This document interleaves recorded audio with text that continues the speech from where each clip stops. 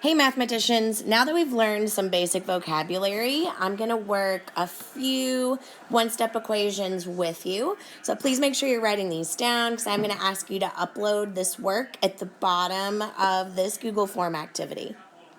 So we'll start here with number 1. So remember, your first step is to identify what is it exactly that is happening with the variable. What operation is over there with that variable? And so we can see over here on this side of the equation where the variable is that it's n minus 15.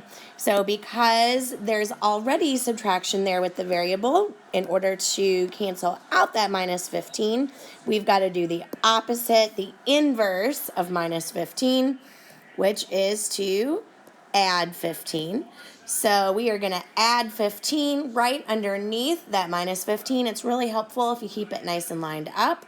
So that minus 15 and that plus 15 are going to cancel each other out since they're opposites, or inverses is our big kid word we've learned for that. So that means that now you have the variable all by itself. You have it isolated because that minus 15 has disappeared. But remember, because of the idea of properties of equality, if you add 15 to one side of the equation, you're going to have to add 15 over to the other side of the equation. So negative 7 plus positive 15 is 8. So your solution to your equation is that n is equal to 8. In problem number 2, we need to look and see what's happening with the variable. And remember that when you have a number just sitting next to the variable, that implies multiplication. So the inverse of multiplication, the opposite of multiplication, is division. Remember that we don't write division with that little symbol. We write division with a fraction bar. So I'm going to add that fraction bar to represent that now I'm dividing by 6. So those 6's are going to cancel each other out now. I've got my x isolated the way I need it to be. Properties of equality say what I do to one side, I have to do over to the other side as well.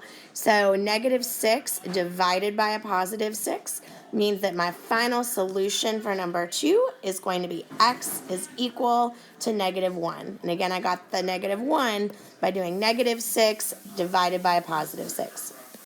Okay, for number 3, if we look and see what operation is happening with this variable, we see that it's m divided by 19. So we need to cancel out division, more specifically dividing by 19, and we're going to do that by doing the inverse of dividing by 19, which is to multiply by 19. So you've seen in previous examples, there's several different ways that you can write multiplying by 19. I'm just going to put little parentheses around the 19. That's the way I typically represent multiplication. So as we can see now, these 19s are going to cancel each other out because multiplication and division are opposites of each other. So that is going to leave me with just my m isolated, now all by itself, just like we wanted it to be. Properties of equality say that if I multiply one side by 19, I have to multiply the other side of my equation by 19 as well. So if I do 19 times 18, that leaves me 342.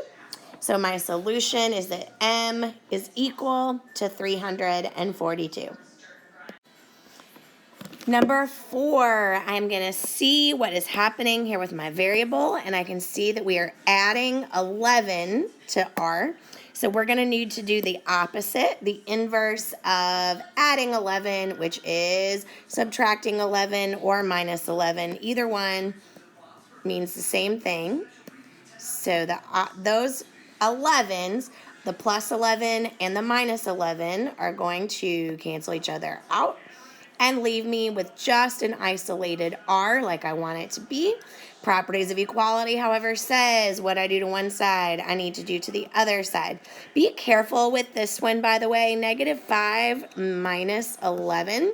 That one's a little bit tricky. A lot of people would say it's negative 6, and it's not. Imagine that you are 5 you're already $5 in debt. That's what negative means. And then you go down another 11. So negative 5 minus 11 is negative 16.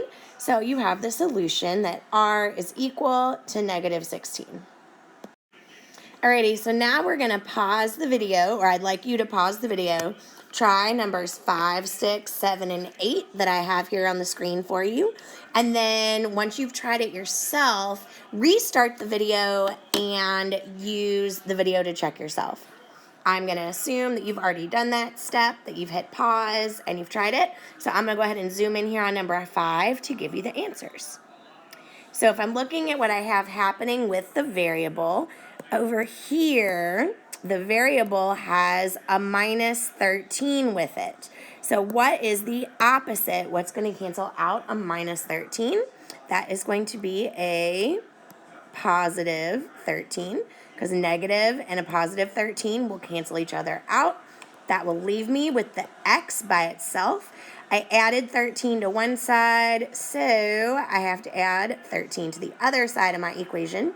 Negative 17 plus 13 is negative 4. So I have the solution, x is equal to negative 4. Please make any adjustments on your paper if you need to, because you are going to turn this paper in. Moving on to number 6. Remember that the 16 sitting next to the x means multiplication, okay? A lot of people mistakenly think that you would do a minus 16 on both sides. Okay, that is not correct, okay? The 16 sitting next to the x means multiply, so we're going to cancel out that multiplication with division. Remember, we use division. We represent it as a little fraction bar. So if we multiplied by 16, then we turned around and divided by 16, that is going to cancel those 16s out.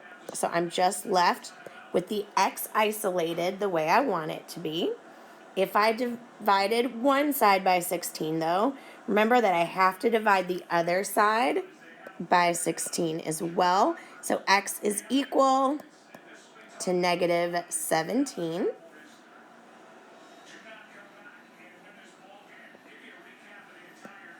Number 7, we look at what's happening with the variable, and we can see that it is x divided by 2. So if we already have division there, we've got to cancel out division by doing the inverse, the opposite of division, which is multiplication. So to cancel out dividing by 2, we are going to multiply by 2, and I'm going to represent that multiplication just by sticking it up there in parentheses there. That 2 and that 2 are going to cancel each other out and leave me with just the isolated x the way I need it to be. I multiplied one side by 2, so remember I got to multiply this side by 2 as well to maintain my properties of equality. 8 times 2 is 16. So the solution is x equals 16. And last but not least, number 8. I can see that there is a positive 6 that is right here with the v. How am I going to cancel out a plus 6? I'm going to do that with a minus 6, which I'm going to line up right underneath the positive 6. That will leave me with an isolated v. I subtracted 6 from over here, so I've got to subtract 6 from over here as well. Negative 7 minus 6 is negative 13. So my final solution is negative 13 is equal to v.